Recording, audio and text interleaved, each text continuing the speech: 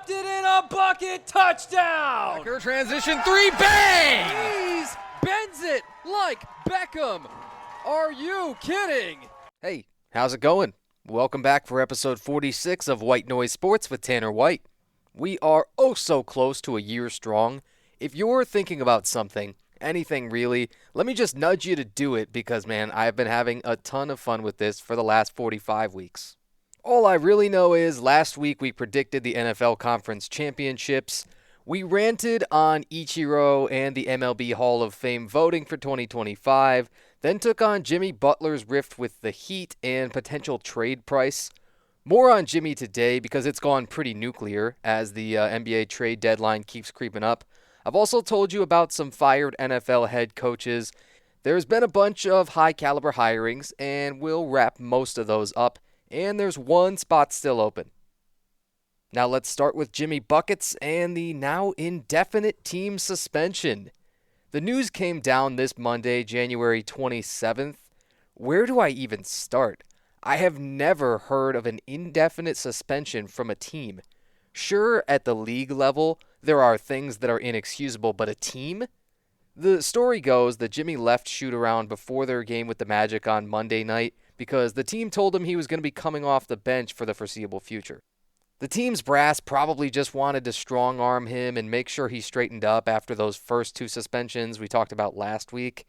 And then, they would have probably flip-flopped on that move to the bench when they're presumably going to be fighting for a spot in the play-in tournament. They've been middling right around 500, and they're the 8th seed as I record.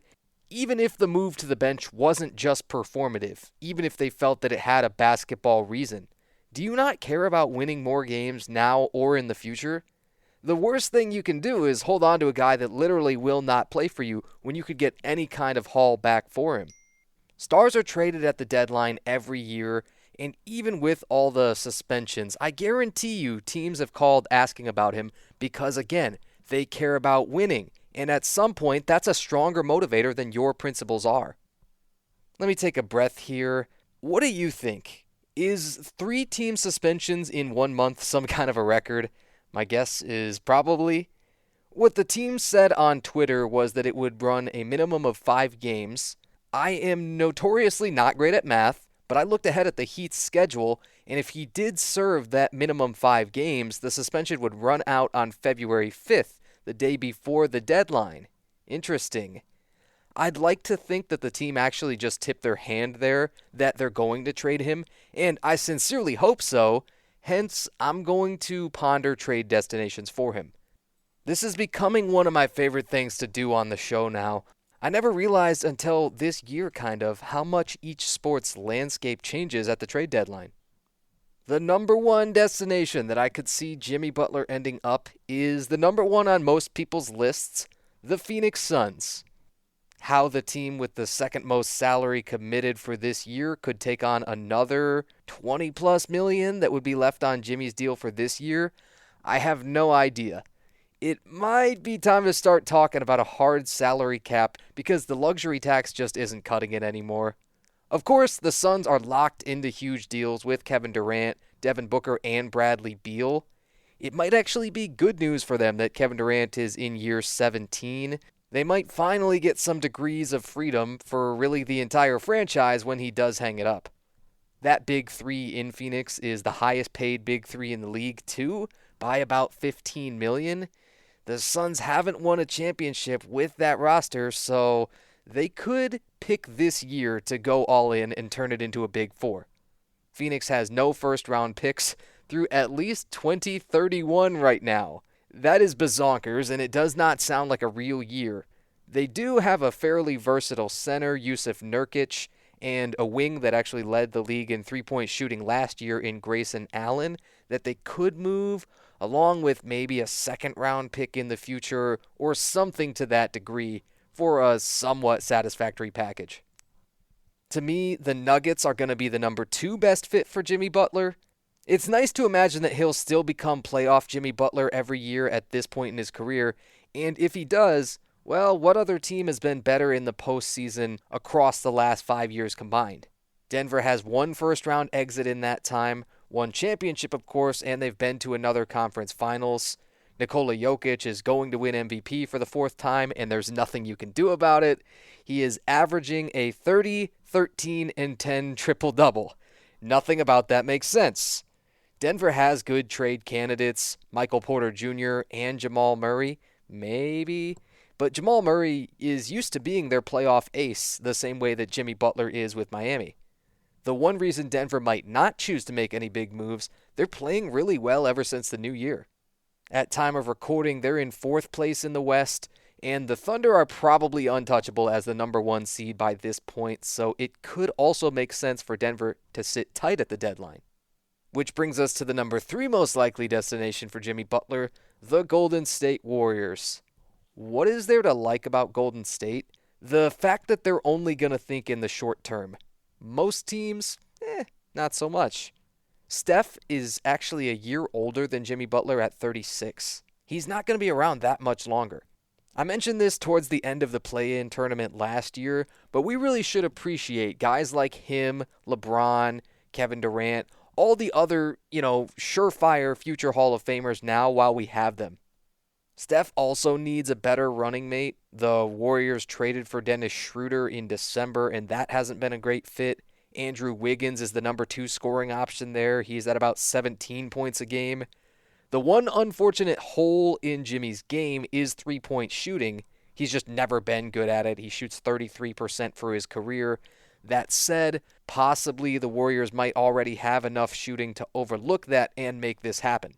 They'd probably need to give up Andrew Wiggins and some other pieces or picks, but on Tuesday of this week, there was talk that the Heat had lowered their asking price for Jimmy Butler. I feel really good about him going to one of these 3 teams. If he is traded but not to one of the ones I mentioned, then I think 2 of his former teams, the Timberwolves and 76ers, are my other guesses. We'll still have 1 week until the trade deadline for this situation and many others to shake out.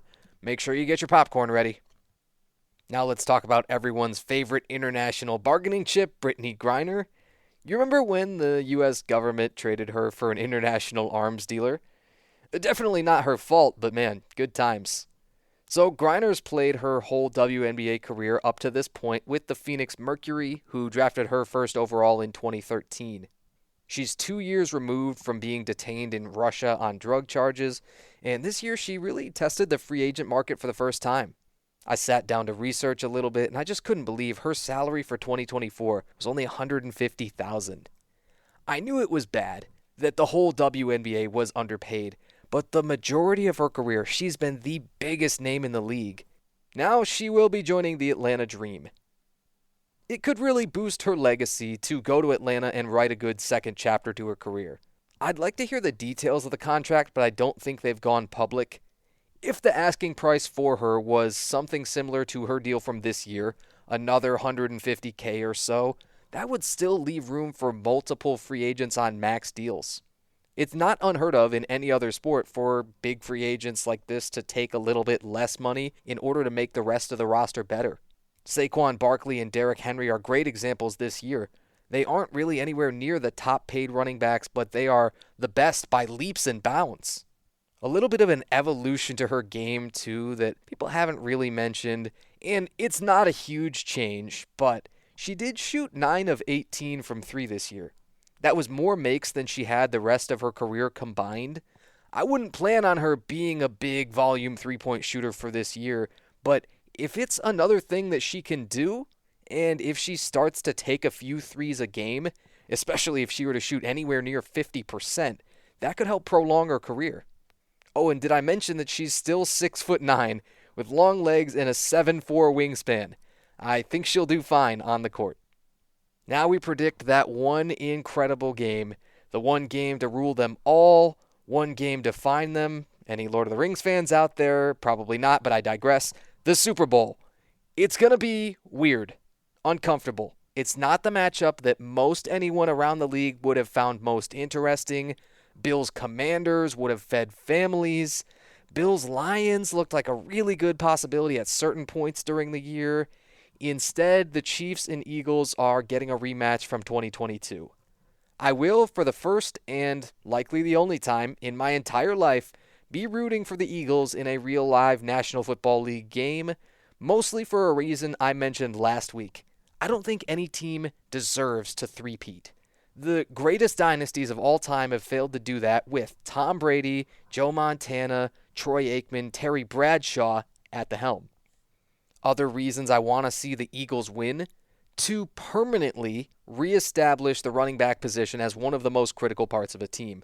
Saquon is super close to the record for the most rushing and total yards ever in a full season, including the playoffs, and he sat out Week 18. He would also need 168 yards in the Super Bowl to set the record for most rushing yards in a single postseason. That is an insanely high bar, but have you watched him at all this year? This has to be one of the greatest rushing seasons ever. It's really close to that point where we can say it is, bar none, untouchable, the best we've ever seen. I know it's a great offensive line in front of him. I know he has a great rushing quarterback counterpart to take some of the attention off of him. I get all of that, but there is not another human being, let alone another NFL running back, that could do what he's done this year as far as I can tell. I also think the Eagles winning would change how we think about offensive coordinators a little bit. Kellen Moore is that guy for the Eagles. He was an unreal college quarterback, but he only played 3 games in 6+ years in the league. He was the OC of the Cowboys and Chargers before coming to Philly this year. He's already getting head coach looks for next year. I don't expect him to take the Saints job, but I want to talk about the design of the very first play from scrimmage in the NFC Championship. They run a toss crack with A.J. Brown coming down on the defensive end and getting a couple of pullers out front. Saquon goes for 20+ yards untouched, then he breaks 3 tackles, cuts towards the middle, and goes 70 yards to the crib. It's not just that he makes calls that are schematically good, it's also about how well he plays up his players' strengths. A.J. Brown's one of the strongest and best run-blocking receivers in the league by any measure. The Eagles' offensive line is maybe the most athletic across the board, and they do well in space. Then, of course, when Saquon gets up to full speed, literally forget about it. That's why he has 7 rushing touchdowns of 60 yards or more this year, and no one else in history had more than 4 for a season.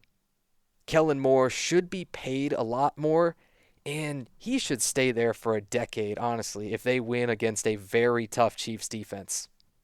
A few reasons I think KC might be too much. They actually have some massive advantages on special teams.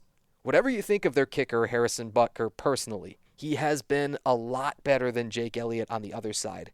Philly's field goal confidence is way down right now after Elliott hit 1 of 7 from 50+ for the year with a long of just 50. A great kicker doesn't correlate to Super Bowl performance very well, but in any one close game in the fourth quarter, it gives you a way better chance of winning. Butker hasn't missed a kick in 5 weeks, and last year he hit the longest field goal in Super Bowl history at 57 yards. I know the numbers aren't super dissimilar between these two guys, but it's definitely advantage Chiefs.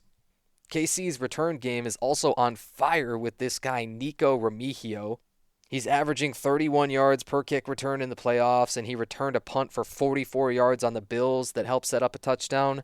They've also blocked some field goals this year using largely their black magic, which is, of course, their greatest advantage of all. Then there's the tush push. And did you see the Chiefs dominate the Bills when they tried to run it in the AFC Championship? Granted, I thought a number of the spots of the ball were bad after those plays, and several of them should have been blown dead thanks to defensive guys lining up off sides, or even a couple of false starts that weren't called that would have changed the offensive play call. Still, if one defense were ever going to figure out the best way to stop it, it would be a Steve Spagnuolo coach defense. And of course, I cannot ignore Mahomes and Travis Kelce. They have most of the records in the playoffs for a quarterback and receiving target. Kelce is 2 touchdowns away from Jerry Rice for the all-time playoff touchdowns record. What? These two, they draw up these sandbox plays, and they just work on the biggest stage, and I don't see that changing. Kelce will score at least 1 touchdown in the Super Bowl, book it right now, and they might try and get him 2. Pat Mahomes threw 2 interceptions in each of his first 2 Super Bowl starts, but I think he's more likely to repeat the kind of game that he had to beat the Eagles in 2022, 3 touchdowns and no turnovers. If he does that, the Eagles' margin of error is next to zero. All in all, I see more scenarios where the Chiefs win than where the Eagles do. But I am literally too confident in Saquon and the Eagles' offensive line to go away from them. It will come down to the last possession, maybe a walk-off field goal or a touchdown from behind. But give me the Eagles by a fairly standard score of 27-24 in the Super Bowl, I hope. And for the quick hits, which we'll keep to NFL head coaching changes today, Pete Carroll will be the oldest head coach in NFL history as he comes out of semi-retirement for the Raiders. He'll be 74 when they play Week 1. The Cowboys promoted internally with their offensive coordinator Brian Schottenheimer taking over from Mike McCarthy. The Jaguars hired Liam Cohen, the Bucs offensive coordinator from this year, who might have fixed Baker Mayfield and made him elite. The Lions' sick, twisted offensive mastermind Ben Johnson is now the head coach of the Chicago Bears. Definitely weird to join a division rival, but he has so much young talent to work with on offense. He should be thrilled, and I can't blame him. The Lions coordinator on the defensive side, Aaron Glenn, is also now a head coach. He'll take the Jets job that nobody else wanted. Is he going to keep Aaron Rodgers? Frankly, I don't know, and I think this is the most unenviable job, but this is Aaron Glenn's reward for all the good work he put in to get the best out of an insanely injured Lions defense. The Patriots are bringing in Mike Vrabel, who never should have been fired from the Titans after 2023. He was an accomplished and super beloved player in New England. He should probably have a Hall of Fame case, but he's not in. He helped them win 3 Super Bowls at the beginning of their dynasty, and he has every bit of that toughness and audacity that you need to turn a franchise around. He doesn't have the talent there yet, but the Patriots currently have 9 draft picks this year, and they could even look to move up from 4th overall if there's a skill position player they really want. And that's all for the week. You know the rest. Whatever else catches my eye is always on the table, and you can feel free to hit me on my socials if you have an idea for me. Instagram, YouTube, things like that, at The Voice of Tanner. Connect on LinkedIn, leave a like, comment, and share. This has been episode 46 of White Noise Sports with Tanner White. Thanks for joining me. He dropped it in a bucket. Touchdown! Becker transition 3, bang! He's bends it like Beckham. Are you kidding?